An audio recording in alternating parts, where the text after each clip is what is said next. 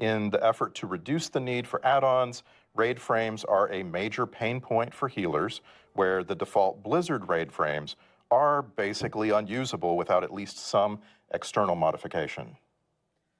So yeah, we also have improvements coming to raid frames, definitely with healers in mind. If you're, let's say, a Resto Druid who wants to be able to see all of your HOTS on a target, that's something that we agree is very important and needs to be baked into the default functionality. Same with, encounter designers calling out major buffs and debuffs and things that you need to know in an encounter, whether you're a healer or just a raid leader wanting to keep tabs on the state of the encounter that way.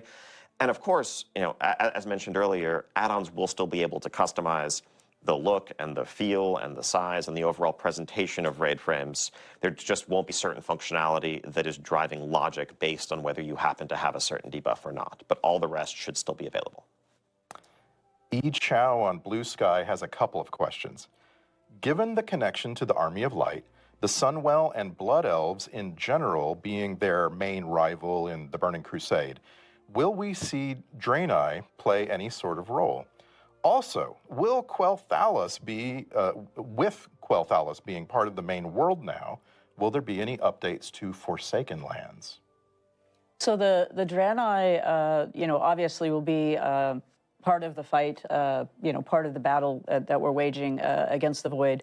But this chapter is focused on the Blood Elves and the Blood Elves struggle with some trolls, and we're gonna really be leaning in there more than we are with the Draenei. Opportunities, will come up for the Draenei to have their moment in the light, as it were.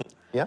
And as it goes for changes to Forsaken Lands, well, there's some minor changes as we've added Quel'Thalas and Zul'Aman into the main body of the Eastern Kingdoms to connect them in. So there's a tunnel in the Forsaken Lands that does connect it in. We are going to see some Forsaken characters as well. We're actually going to be working with a little bit of a deep cut, but Alonsis Fowl, the Archpriest, is going to be a character who appears and has a couple interesting interactions and chats with Eretor and Liadrin and others. So we're going to continue to build out Forsaken story as we continue. Yeah, I think looking at how this is playing out and will continue to, I think we're very excited by some of the reception we've heard from Gamescom onwards about the changes to Silvermoon, Eversong, and more.